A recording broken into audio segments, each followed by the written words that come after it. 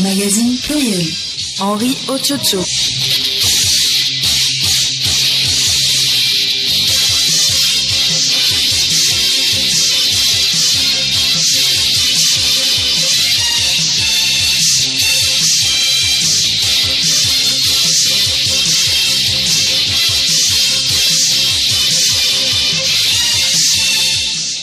Mesdames, Mesdemoiselles, Messieurs, bonjour. Les titres de ce journal apothéose ce samedi de la 35e édition de la fête traditionnelle Robézin aux fêtes des peuples Wati de Yoto. À la veille hier de cet événement, un rituel marqué par la capture d'une biche vivante a été observé à Arepe, symbole de bénédiction et de protection des ancêtres de la localité. Zemassure, c'est le nouveau produit qu'offre Move Togo aux Médiaman pour leur faciliter l'accès à l'assurance en cas d'accident. La cérémonie de lancement de ce produit a eu lieu hier à Lomé.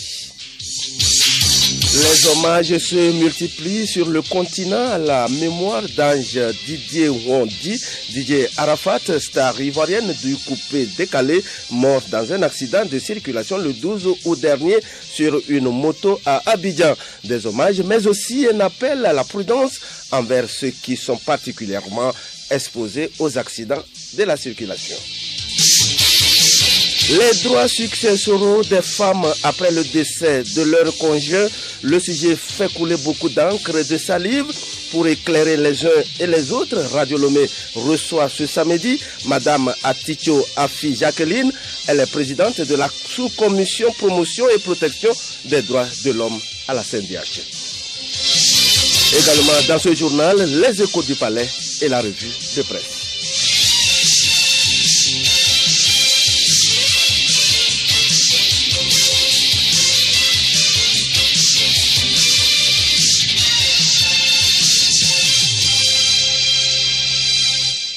Mesdames, Mesdemoiselles, Messieurs, une fois encore, bonjour. 41 nouveaux volontaires du corps de la paix des États-Unis au service du Togo. Ils ont prêté serment hier vendredi à Lomé au cours d'une cérémonie présidée par l'ambassadeur des États-Unis d'Amérique au Togo. C'était en présence du représentant résident du corps de la paix, des ministres du gouvernement du Togo, des diplomates et de plusieurs leaders associatifs et civils. Leur mission, soutenir les projets des populations dans différents domaines. Après 3 mois de stage au sein des communautés d'Arepe, de Kouvé et des Afi, ces 41 nouveaux volontaires seront déployés dans 4 régions du Togo, à savoir Kara, Centrale, Plateau et Maritime. Gillian Dasserno, elle est représentante des volontaires. Nous avons appris les coutumes locales, comme l'importance de la salutation, de la danse, des chansons, de la notion des familles et des communautés. Nous avons goûté la cuisine togolaise et pratiqué les religions locales. Nous avons passé des journées au champ, à l'école et au dispensaire. Nous avons appris beaucoup sur l'agriculture, la santé et l'éducation au Togo. Maintenant, nous sommes prêts à commencer le travail quand nous arriverons à nos sites d'affectation. Chacun de nous va enseigner l'anglais ou l'agriculture ou travailler au dispensaire. Nous deviendrons des membres à part entière de nos communautés. Nous aurons à apprendre beaucoup des Togolais. Nous allons travailler ensemble en équipe pour le développement du Togo. Le représentant du gouvernement, le général Yark Damhan, se réjouit et rassure ses volontaires des dispositions prises pour la réussite de leur mission. Les nouveaux volontaires sont de véritables ambassadeurs de la paix de leur pays et constituent les chevilles ouvrières du respect d'une tradition dont les bases sont posées depuis 1962. Leur engagement à se mettre au service des causes nobles dans des domaines de valeur est très apprécié et doit faire des émules au sein de nos communautés. Nous leur souhaitons un plein succès dans leur mission et les invitons à l'accomplir avec honneur et exaltation. Par ailleurs, je voudrais vous rassurer que vous trouverez constamment auprès des populations togolaises l'ouverture, l'hospitalité légendaire et la collaboration nécessaire au bon accomplissement des tâches qui relèvent désormais de vos responsabilités. Fondé par le président John Kennedy, le corps de la paix existe depuis 1961. Ces nouveaux volontaires de la vague 2019 sont issus de toutes les régions des États-Unis. Ils ont entre 21 et 36 ans. Nous le disons en titre, le peuple Wachi de Yoto célèbre ce samedi la 35e édition de leur fête traditionnelle Rogbezan. À la veille hier de cette célébration, une cérémonie rituelle s'est déroulée à Yoto. Une biche capturée vivante sortie de la forêt sacrée à Arepe a été présentée hier aux populations de Yoto. Les temps forts de ce rituel avec Geneviève Bogno. Nous sommes ici à Ruumpe, la forêt sacrée, le lieu même d'installation des peuples Wachi de Yoto. C'est en ce lieu que les natifs de Yoto ont invoqué ce jour les mânes de leurs ancêtres. La sortie de la biche vivante ramenée par les chasseurs témoigne de l'accord des aïeux pour que la fête ait lieu. Ce rituel est un signe de bénédiction et de protection des fils et filles de Yoto. Togbi Bodo Tokopa III, président du conseil des chefs traditionnels de la préfecture de Yoto. Si la fête aura bel et bien lieu, c'est la sortie de la biche qui prouve que cette année, la fête aura bel et bien lieu et que cette année sera encore bonne. La sortie de la biche, ce n'est pas du hasard, ce n'est pas de la pagaille. La biche se trouve dans la forêt. C'est-à-dire c'est une prière. Si nos ancêtres font la prière, c'est à ce moment que la biche ne sort pas n'importe comment. Parfois, on peut prier, la biche ne peut pas sortir. Nous pouvons que les remercier, ce qu'ils nous ont laissé. Au-delà des rites traditionnels pour implorer les mânes des ancêtres, Rogbezan constitue un moment de retrouvailles des peuples Wachi de Yoto pour réfléchir ensemble au développement de leur préfecture. Gabriel Kodjo Messan Agbeyome, secrétaire exécutif du comité d'organisation de Rogbezan 2019. L'oracle est assez clair. Il est dit quand même que nous sommes favorisés par la nature. Nous constituons le grenier de la région maritime. Nous avons beaucoup d'intellectuels ici et nous avons aussi des ressources naturelles. Mais l'oracle confirme que ce sont les divisions internes entre les fils de Yoto qui sont les causes du retard en matière de développement. Je crois que les indications qui ont été données, il faut que nous soyons unis, que nous nous pardonnions. Nos chefs et nos ancêtres nous exhortent à la solidarité, à la compréhension. Que si nous prenons ce chemin, dans peu de temps, nous pouvons avoir, en tout cas, ou dans peu de temps, nous serons en capacité de relever les différents défis en matière de développement. L'apothéose de Rogbezan 2019 est prévue pour ce samedi à table au chef-lieu de la préfecture.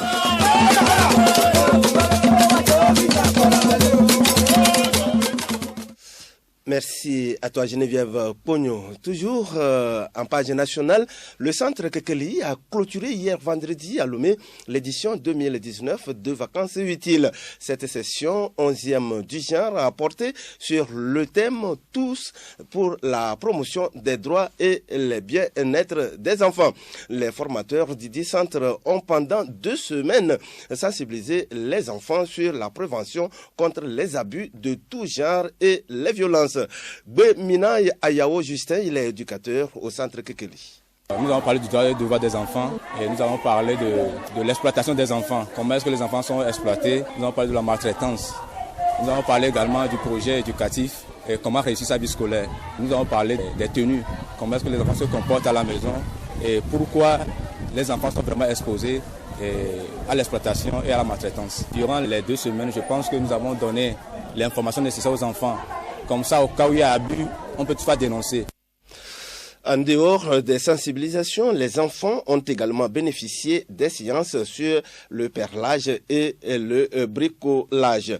Les étudiants peuvent désormais bénéficier d'assurance en cas d'accident. Move Togo a lancé hier à Lomé son nouveau produit dénommé Zem Assure. Ce nouveau service d'assurance vient faciliter l'accès à l'assurance en utilisant Flouze avec un coût de 75 francs par jour. Bénédicte Kanda. Il suffit seulement de composer étoile 155 étoile 433 dièse pour souscrire à Zem Assure. Ce nouveau produit couvre les premiers soins et les traitements. En cas d'accident, le souscripteur ou un proche appelle l'ambulance au numéro 8200 pour faire conduire l'accidenté vers un centre de santé. Jérôme Ekouekovi, responsable à Zem Assure. Zem Assure, c'est une assurance pour les conducteurs et les usagers de 2 roues, 3 roues. Ceux qui savent qu'ils vont régulièrement à moto, que vous ayez la moto vous-même ou pas, vous vous déplacez avec les émigrants, vous pouvez souscrire à ZEM Assure. Ça vous protège contre les accidents de la circulation. Vous appelez Togo Assistance au numéro 8200. On vient vous relever sur le lieu d'accident pour amener au centre et tous les frais sont pris en charge. Jusqu'à concurrence de 50 000 francs pour les premiers soins et 50 autres 000 francs pour les soins supplémentaires, ce qui vous donne un plafond de 100 000 francs pour les frais médicaux. Donc, aujourd'hui, nous savons qu'en cas d'accident, nous pouvons bénéficier des soins dans les hôpitaux sans payer des frais. Pour le directeur général de Move Togo, ZEM Assure vient renforcer les services financiers de Move. Elle vient aussi en aide aux conducteurs de moto victimes des accidents de route. Abdellah Tabiré. Depuis 2013, nous innovons pour que justement les différentes communautés puissent avoir des produits digitaux qui répondent à des besoins réels. Alors, le produit ZEM Assurance, c'est un produit d'assurance pour les communautés immédiates qui va leur permettre de souscrire à des petits prix à des assurances qui deviennent accessibles. Ça veut dire que vous avez la possibilité d'accéder avec le étoile 155 étoile 433 dièse à un produit d'assurance en vous identifiant avec 75 francs. C'est un mini prix qui va permettre à la personne d'être en sécurité. Donc malheureusement, c'est vrai qu'en termes de sécurité, les taxis-motos sont les premières victimes. Les statistiques font état de 63% des victimes sur 2018 sont des conducteurs de moto. Le secrétaire général de la Fédération syndicale des travailleurs des transporteurs du Togo, Emmanuel Agbenou, a lui aussi salué cette initiative et invité les conducteurs à y adhérer. Emmanuel Agbenou. Ce produit vient à point nommé parce qu'il faut reconnaître que le travail que mènent les conducteurs de taxi, c'est un travail très dangereux. Et la plupart du temps, quand il y a accident, ils sont laissés à eux-mêmes. Ils n'ont pas de sous pour faire face aux blessures ou aux dégâts causés par cet accident-là. Maintenant qu'il y a ce produit ZEM Assure qui viendra en aide aux conducteurs, surtout pour les premiers soins, je crois que nous ne ferons que l'apprécier et faire en sorte que le message passe au sein des conducteurs de taxi-moto, qu'ils soient vraiment sensibilisés et qu'ils adhèrent sincèrement à ce produit. Parce qu'on ne sait jamais. Il faut prévenir. ZEM Assure est initié en collaboration avec NTIA Togo.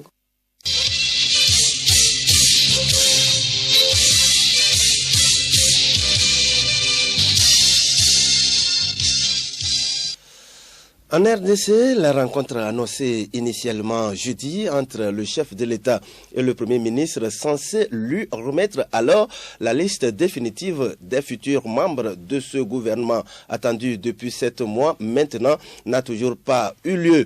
Hier soir, tard, un porte-parole de la présidence annonçait que finalement le Premier ministre serait reçu ce samedi pour les derniers ajustements. Les derniers points de blocage, la question de la place à réserver ou non à l'ancien ministre Modeste Baïti, Lou Kouebo et ses proches dans ce gouvernement. Un sujet sensible car du côté de la présidence, on redoute de voir cet influent trublion de la vie politique congolaise rejoindre l'opposition s'il n'obtenait pas gain de cause. Les hommages se multiplient en mémoire de Didier Arafat dans le continent. En RDC, des dizaines de passionnés de 2 roues se sont réunis devant l'ambassade de Côte d'Ivoire à Kinshasa. Un hommage, mais aussi un appel à la prudence envers ceux qui sont exposés aux accidents de circulation. Bénédicte Kanda. Effectivement, c'est un hommage, mais surtout un appel à la prudence à tous les passionnés de la moto, comme le fut la star du coupé décalé. Oui, de la prudence, car la route n'est pas un terrain de jeu, prévient l'un des motards présents sur place. Au club des motards de Kinshasa, ils ont lancé un appel à tous les jeunes qui veulent faire de la moto en tant que passion, de se munir des équipements nécessaires, c'est-à-dire se protéger, ce qui n'a pas été le cas pour Didier Arafat, raison pour laquelle il déplore sa mort aujourd'hui.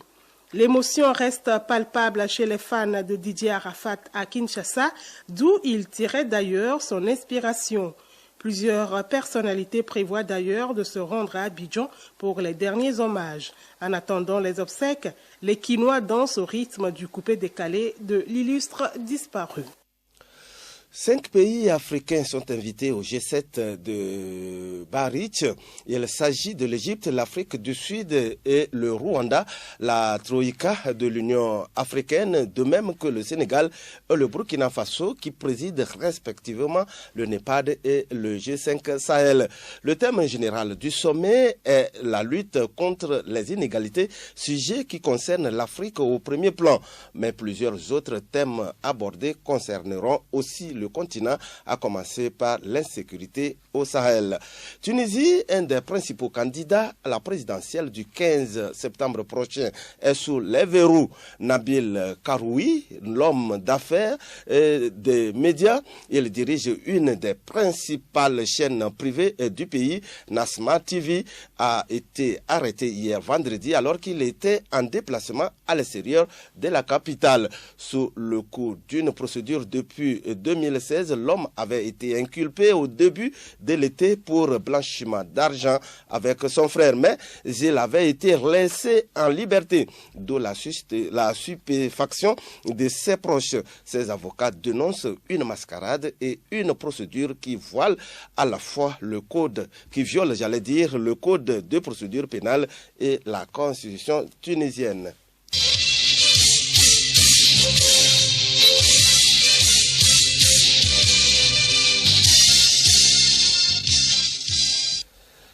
La Commission nationale des droits de l'homme, CNDH, a sensibilisé récemment les femmes de Lomé et de plusieurs autres localités sur le contenu du code de famille et de personnes dont les droits successoraux de la femme.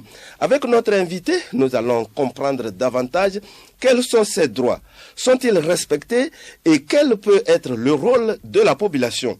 Madame Aticho Afi Jacqueline nous répond. Elle est la présidente de la sous-commission promotion et protection des droits de l'homme à la CNDH.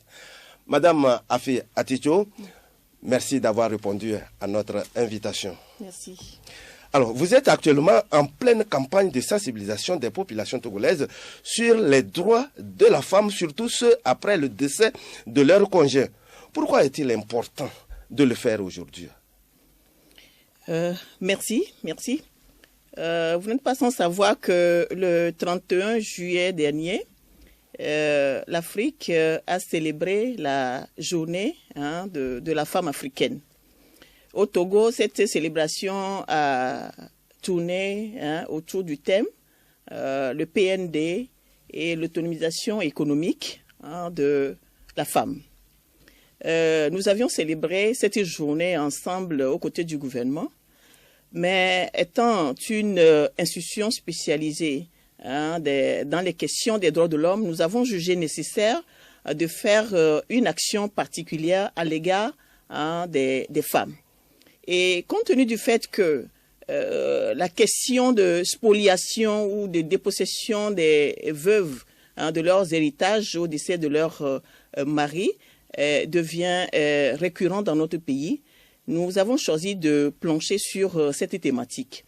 Et donc, nous avons organisé des campagnes de sensibilisation. Nous avons commencé avec les femmes FAT à Lomé, nous sommes allés à Vaughan et dans les prochains jours, nous allons nous déployer à l'intérieur du pays pour la même cause.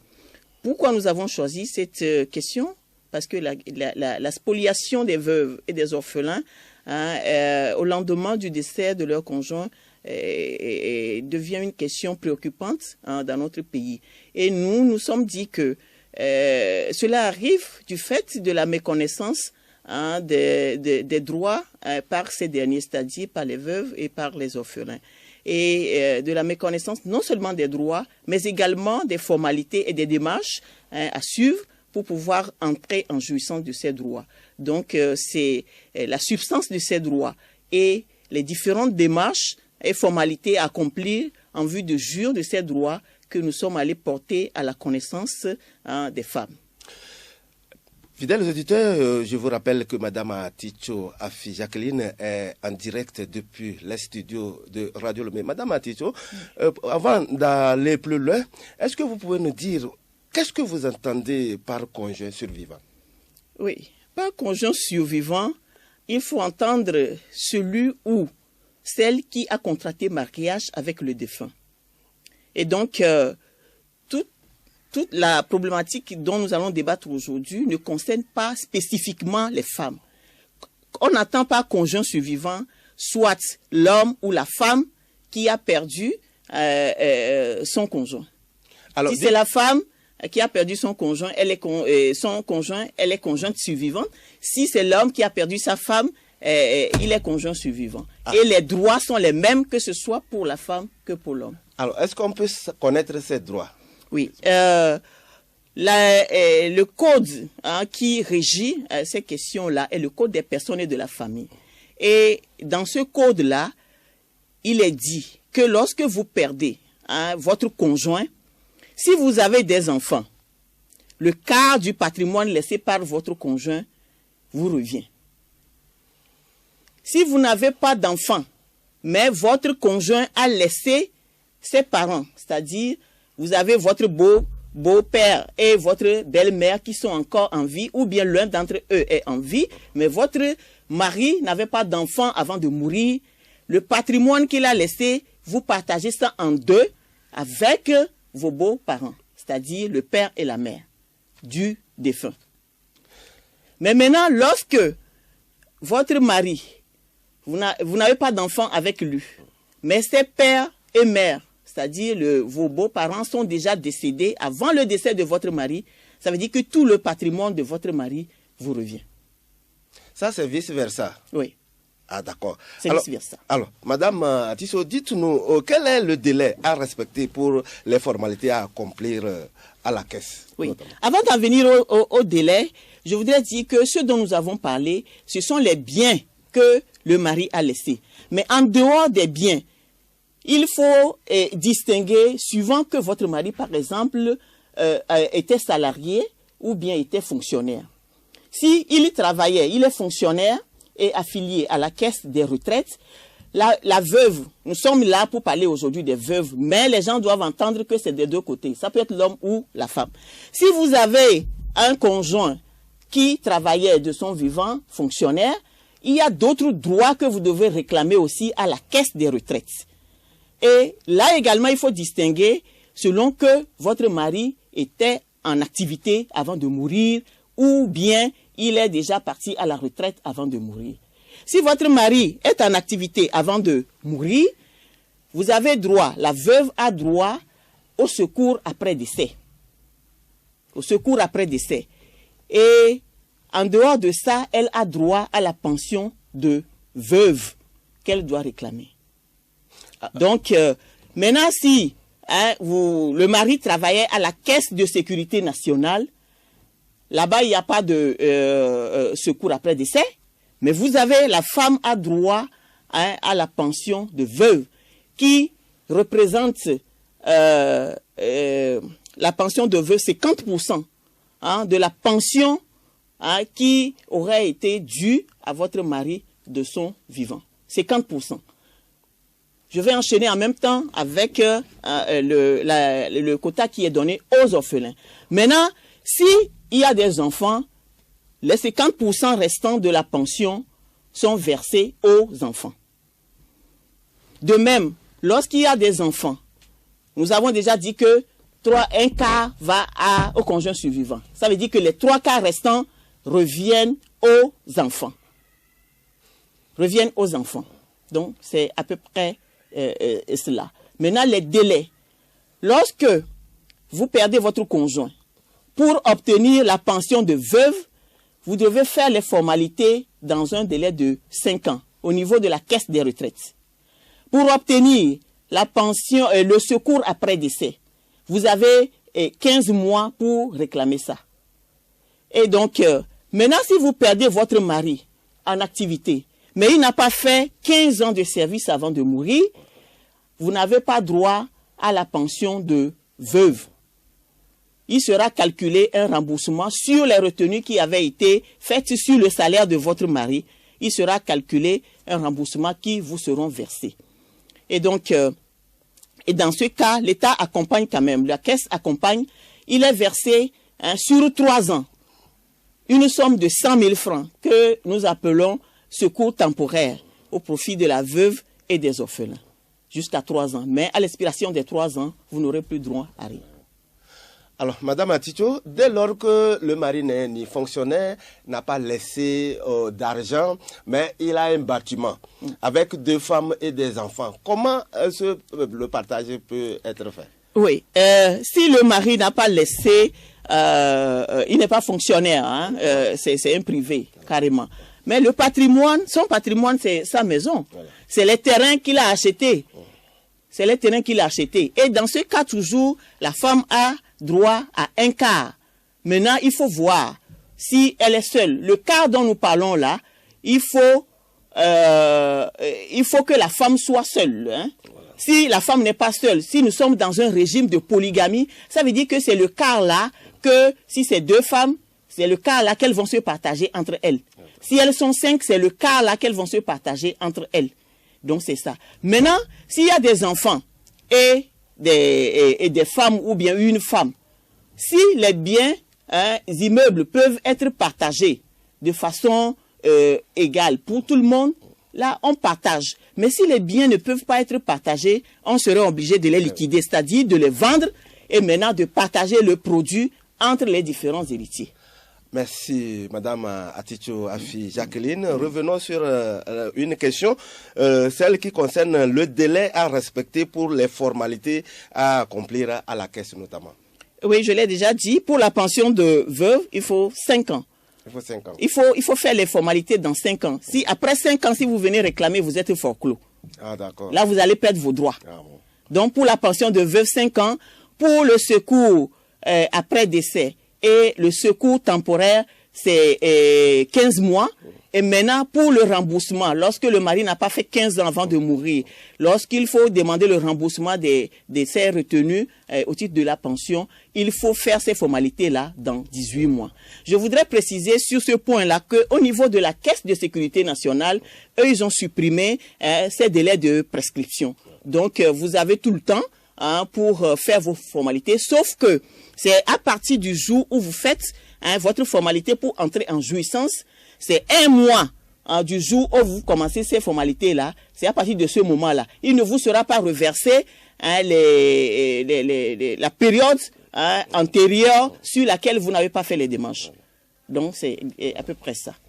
Merci beaucoup, Madame Aticho Afi. Vous avez parlé des femmes, vous avez parlé des orphelins, mais nous avons constaté que c'est des orphelins légaux ou des femmes légales. Alors, il y a un aspect, les enfants nés hors mariage. Alors, quel est le sort réservé à ces enfants nés hors mariage? Oui, parallèlement à la cause des femmes, parce que pour les femmes, la loi ne reconnaît que les femmes qui ont contracté mariage du vivant, du défunt. Si vous n'êtes pas légalement marié, tout ce dont nous disons là ne s'appliquera pas à vous. Mais pour les enfants, contrairement pour les enfants même nés hors mariage ont les mêmes droits que les enfants nés dans les liens conjugaux. Parce que le souci, c'est de protéger les enfants. Les enfants n'ont pas choisi de naître dans une famille, je ne sais pas, légalement mariée, ou dans une famille, je ne sais pas, d'union libre ou bien de concubinage. Si nous ne le faisons pas ici, les enfants de rue que nous avons aujourd'hui vont s'augmenter plus que ça. Donc, il faut protéger les enfants qui sont des êtres innocents, qui n'ont pas choisi de naître dans telle ou telle famille. Donc, que ce soit les enfants nés dans le mariage ou hors mariage, ils ont le même droit. Le partage sera égalitaire entre eux. Alors, vous dites que le partage au niveau des femmes comme au niveau des hommes, que c'est égalitaire. Est-ce qu'une femme qui a fait un enfant hors mariage avant de se marier avec un homme, quel est le sort réservé à cet enfant fait par cette femme hors mariage? Oui, vous n'héritez que de votre père, à moins que le nouveau mari de la femme adopte cet enfant-là. S'il l'a adopté, au niveau de la caisse des retraites, il aura tous les droits que les autres enfants, il a été adopté. Mais au niveau de la caisse de sécurité, eux, ils ont fait vraiment un clin d'œil très favorable à ces enfants-là. Lorsque vous amenez un enfant d'une autre union dans le ménage, s'il est constant que cet enfant-là n'est pas pris en charge par son père au niveau de la Caisse nationale de sécurité seulement, hein, si cet enfant n'est pas pris en charge par son père biologique et que c'est établi que c'est le mari de sa mère qui supporte cet enfant, c'est lui qui pourvoit son éducation, son alimentation au décès de son beau-père là, c'est-à-dire le mari de sa mère, la Caisse nationale de sécurité continuera pas à prendre en charge cet enfant. Non, mais la caisse des retraites ne le fait pas. Non, je parle au cas où c'est la femme qui décède et que c'est l'homme qui doit hériter de la femme. Or, la femme a fait un enfant hors mariage. Oui, mais l'enfant hérite de sa mère. L'homme, en tant que marié, n'a droit qu'à un quart des biens de sa femme. Maintenant, les autres, les 3 quarts restants reviennent aux enfants, qu'ils soient issus du mariage avec cet homme-là ou bien d'un autre mariage. Merci beaucoup, Madame Atito. Jacqueline, nous sommes, le temps qui nous est imparti tire pratiquement à sa fin. Quel est votre message à l'endroit de la population? Effectivement, ces questions-là ne peuvent pas être débattues en 10 minutes, mais c'est des sujets qui nous préoccupent. Tout ce que nous voulons faire comprendre à la population, c'est que la loi est faite pour être respectée par tous. Le code n'a pas dit que quand il y a des enfants, il y a des femmes, le petit frère ou bien les petites sœurs de l'homme ont une part d'héritage. Donc, je voudrais dire à leur endroit, surtout à eux, les frères et les sœurs de nos maris n'ont qu'à laisser les veuves et les orphelins en paix, qu'ils les laissent jouir de l'héritage qui leur a été laissé par les défunts qui sont leurs frères et sœurs. Merci. Merci beaucoup, Madame Atisso Jacqueline. Mes fidèles auditeurs, je rappelle que Madame Atisso Jacqueline est de la CNDH. Elle était en direct depuis les studios de Radio Lomé.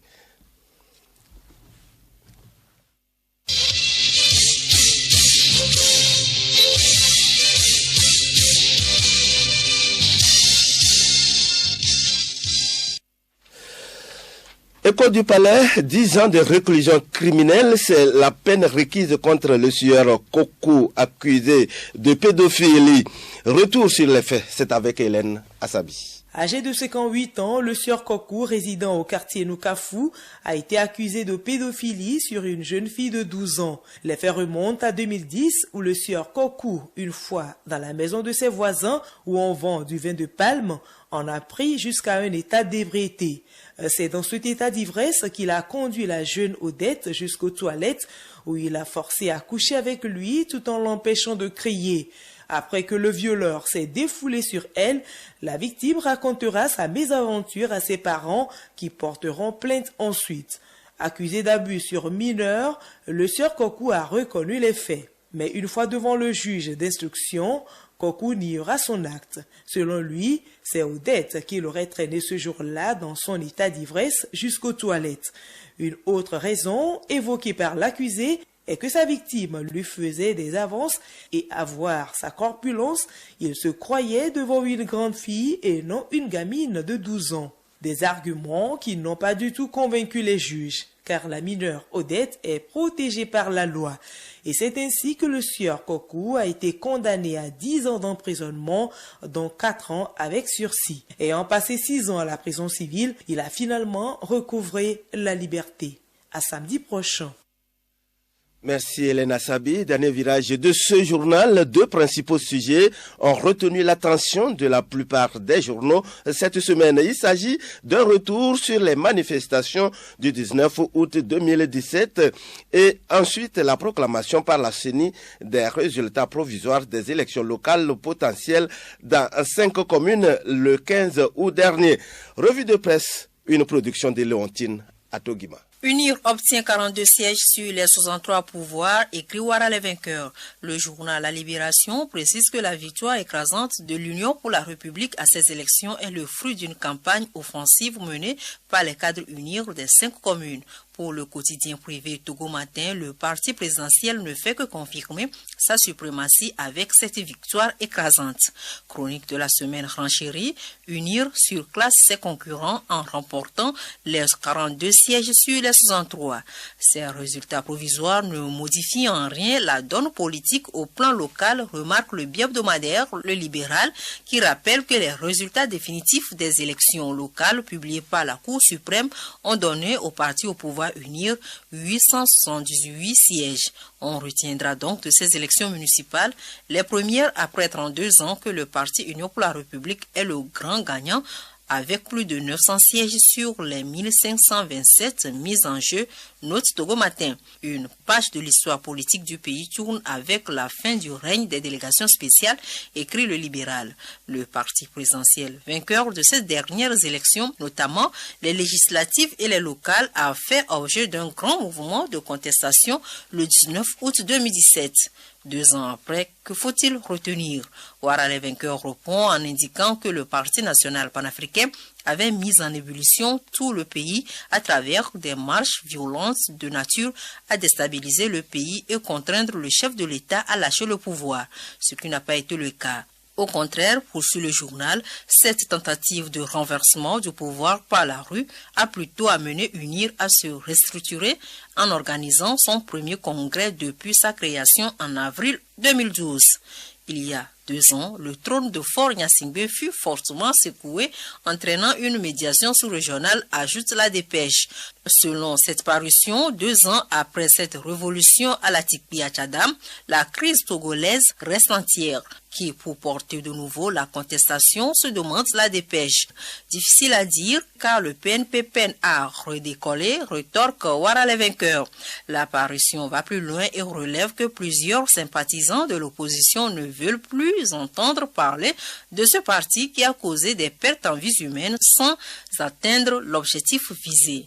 2 ans après cette sortie macabre, rajoute Vision d'Afrique, le PNP est en perte de stratégie. Ses activités se résument aux réunions hebdomadaires et l'opposition dans toute sa composition cherche toujours ses repères.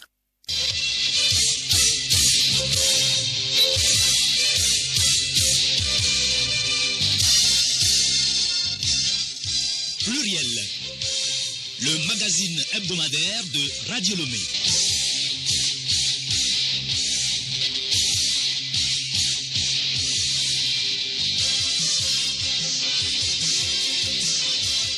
Voilà qui met fin à ce journal. Merci de nous avoir suivis. Le rappel des titres avant de nous quitter. À Porto-Novo ce samedi de la 35e édition de la fête traditionnelle Rogbezan ou fête des peuples Wati de Yoto. À la veille hier de cet événement, un rituel marqué par la capture d'une biche vivante a été observé à Arépé, symbole de bénédiction et de protection des ancêtres de la localité. Zem Assure, c'est le nouveau produit qu'offre Move Togo aux Émidiamènes pour leur faciliter l'accès à l'assurance en cas d'accident. La cérémonie de lancement de ce produit a eu lieu hier à Lomé. Les hommages se multiplient sur le continent à la mémoire d'Ange Didier Ron, dit Didier Arafat, star ivoirienne du coupé décalé mort dans un accident de la circulation le 12 août dernier sur une moto à Abidjan. Des hommages, mais aussi un rappel à la prudence envers ceux qui sont particulièrement exposés aux accidents de la circulation. Les droits successoraux des femmes après le décès de leur conjoint, le sujet fait couler beaucoup d'encre et de salive. Pour éclairer les uns et les autres, Radio Lomé a reçu ce samedi Madame Aticho Afi Jacqueline. Elle est présidente de la sous-commission promotion et protection des droits de l'homme à la CNDH. Vous avez suivi également dans ce journal les échos du palais, la revue de presse. Bon après-midi à tous et à toutes.